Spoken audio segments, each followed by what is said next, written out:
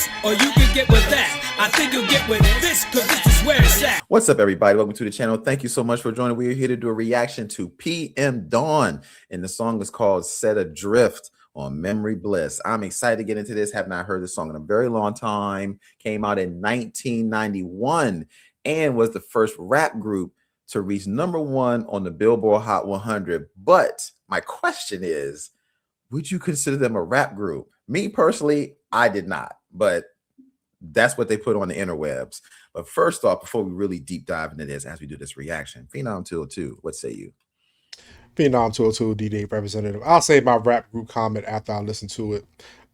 This song was so big. It crossed over everywhere. Like, you couldn't not know what this song was, like, anywhere.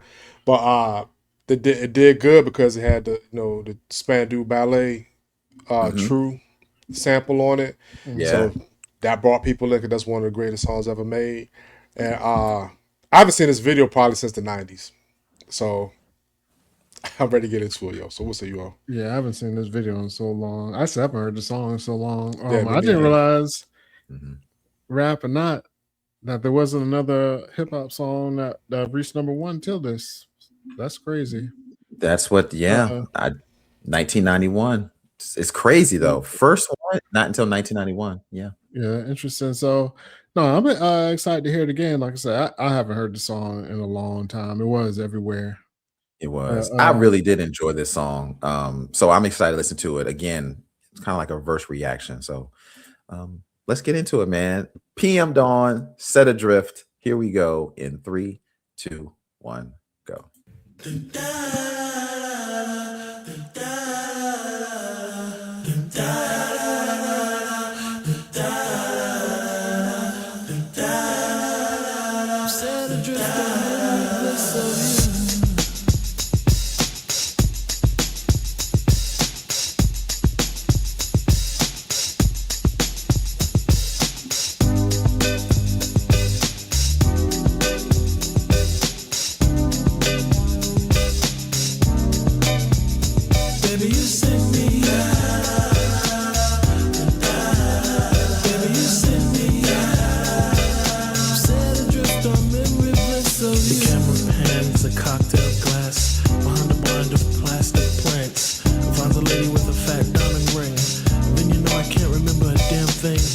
It's one of those deja vu things, or a dream is trying to tell me something, but will I ever stop thinking about it?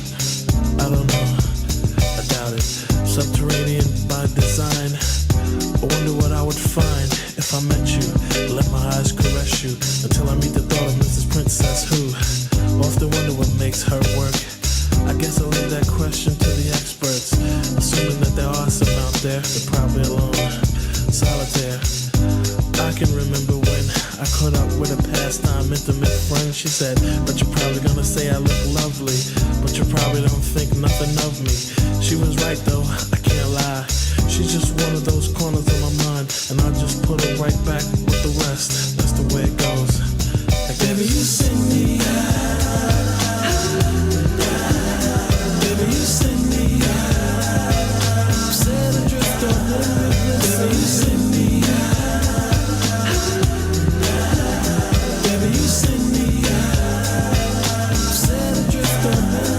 a careless whisper from a careless man, a neutron dance for a neutron fan. Marionette strings are dangerous things, a thought of all the trouble they bring. An eye for an eye, a spy for spy. Rubber bands expand in a frustrating sigh. Tell me that she's not dreaming. She's got an ace in the hole that doesn't have meaning. Reality used to be a friend of mine, cause complete control I don't take too kind. Christina Applegate, you gotta put me on. But guess whose piece of the cake was Jack Bourne? She broke a wishbone and wished for a sign, and told the whispers in my heart were fine. What did she think she could do? I feel for her, I really do. And I stared at the ring finger on her hand. I wanted her to be a big PM Dawn fan, but I'll have to put her right back with the rest. That's the way it goes, I guess. Baby, you send me baby, you send me set adrift on Memory Bliss. Baby, you send me baby, you send me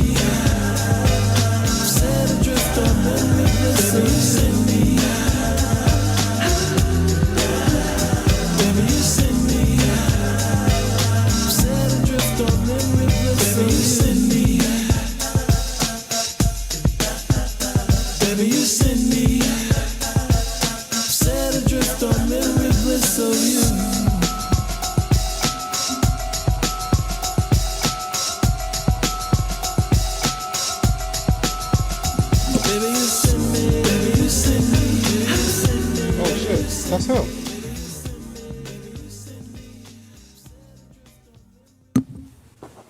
That's who? That was the lead singer from Spandau Ballet, yo. No way. Yeah, they said he made a cameo in the video. Yeah. Oh shit. Okay. Okay. All right. Well, my thoughts first off, I did say in the beginning that do I consider this a rap song? Now that I've listened to it, I do consider this a rap song, but it is different. It's not like street focused rap. It's just rap with a different way of what you would consider hip hop to be for you. It's very it's not like aggressive, hard hitting Nah, rap. this is super duper radio friendly. That's what Yeah, very laid back, nice melodic tone, smooth. But I love the beat. I love what they did with it. I love the sound. I love the hook. The lyrics of the song are good, but they're not very straightforward. This like poetic lyrics. So it has a lot of underlining meaning in what he's saying. I can't think of the word that explains that, but if you read it, you got to read it multiple times. Like, okay, this is what he means. He's not really saying I love you. He's saying everything else except the words I love you. Sort of like how poets can do on an open mic night. But either way, I do love the song. It was great listening to it. It definitely brought some nostalgia feels. I do like his vocals, but this may be PM Dawn's only hit. This is the only one I know. But either way, I definitely enjoyed it. But what say you, Phenom 202? I didn't know they were brothers, the two dudes. Yeah, So, I didn't know that either. Just now, I was reading. Yeah. Regards to the lyrics, is reflected on past relationships, choosing memories over trying to rekindle what was already ended. So I guess that's the drift and memories part of it. When the drum beat came at the beginning, I was just thought about Eric B. and Rakim at first. I was like, big level bass playing. Well, the beat crazy. I even like the Spandau Ballet, influence on it. I haven't seen this video in like 30 years, or probably another 30 years before I see it again, yo. This song never hit me. You know what I'm saying? I can see why it hit other people, but this song, it did nothing for me. To be honest with you, yo.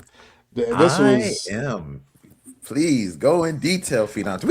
It's just, and I ain't even gonna say like it was because I was listening to a different type of rap at that time. I just didn't. Just what's your cup of tea? I never got this song. You know what I'm saying? I think part of it was the way he was rhyming. I think he said a lot of stuff that, at that time would go over my head. It still went over my head a little bit. Yeah, I was like, I don't know. I was reading along. I still don't. Yeah, it's still not.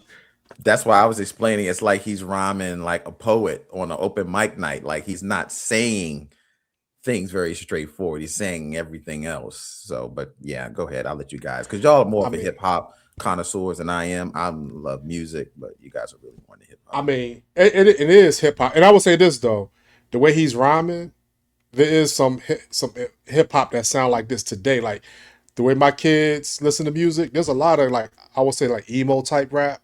You know what I'm saying? That artists like this, but yeah, I'm not KR West throw you off the stage mad. Sure. But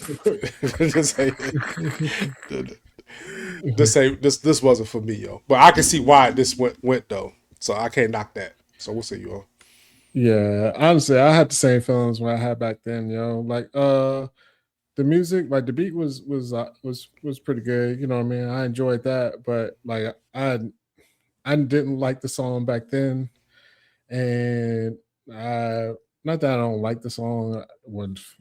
I don't play this shit. If it comes on, sometimes I'm like, I might sing along with the hook, but yeah, it just wasn't for me. Because I always looked at them even back then.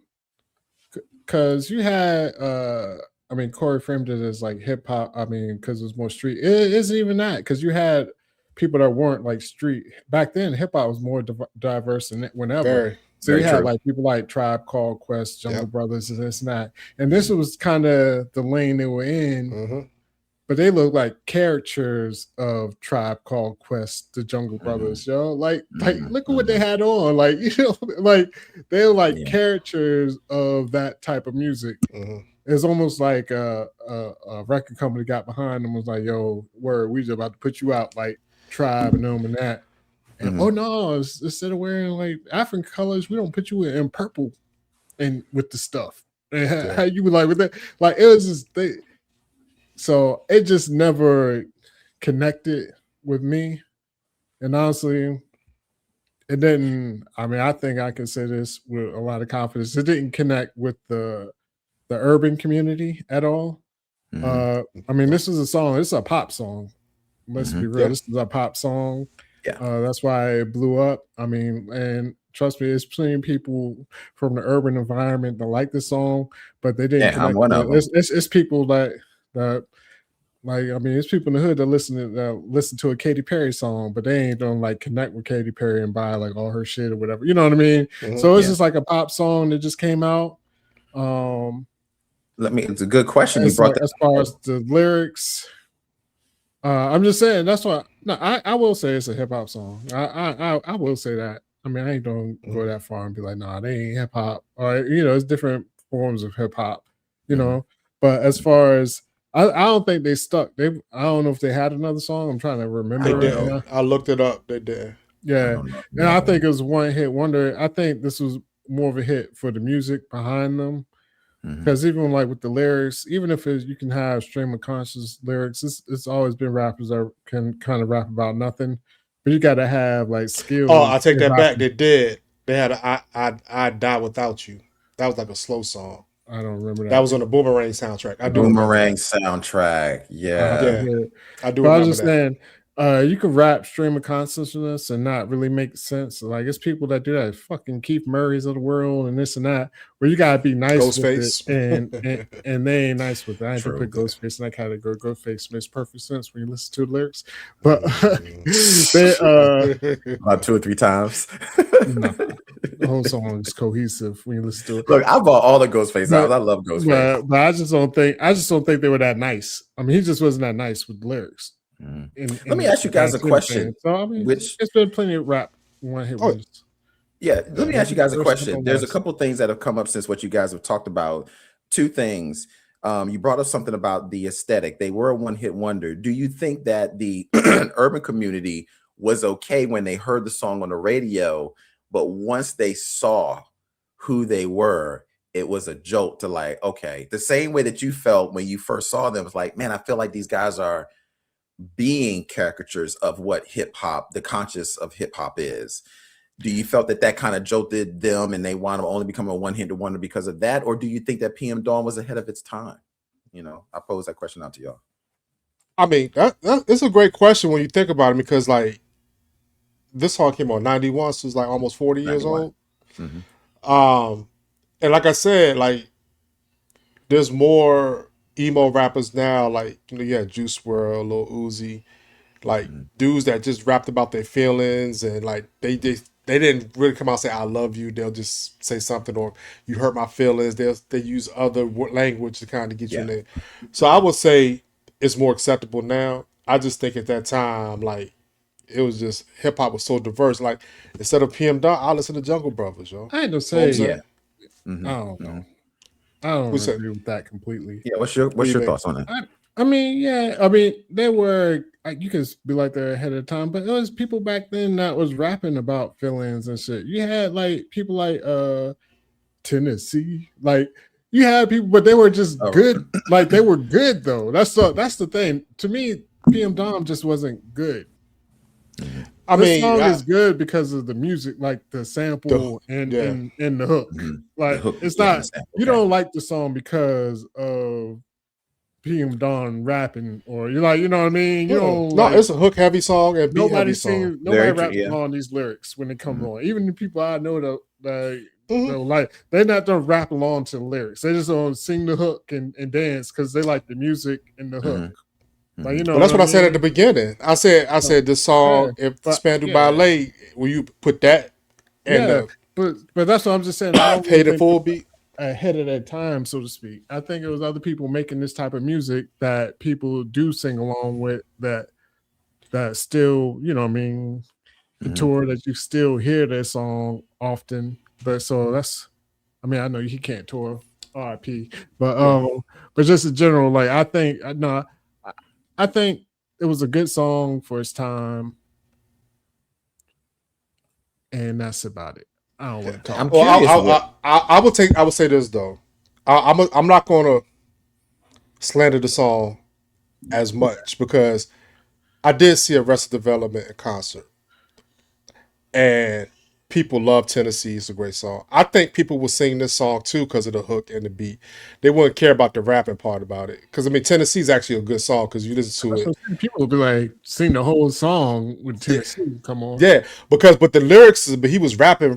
This one, his voice was crazy, but the hook, I know people would dance to this just because, like you said, it's a hook song. Yeah, it's a good song, man. Like I shouldn't say, I like it's just not my song, but it's not a bad song. I mean, obviously it went number one. Like, you know what I mean? And I can't act like when it came on, like I never sang along to it. You know what I mean? So that's what I'm saying.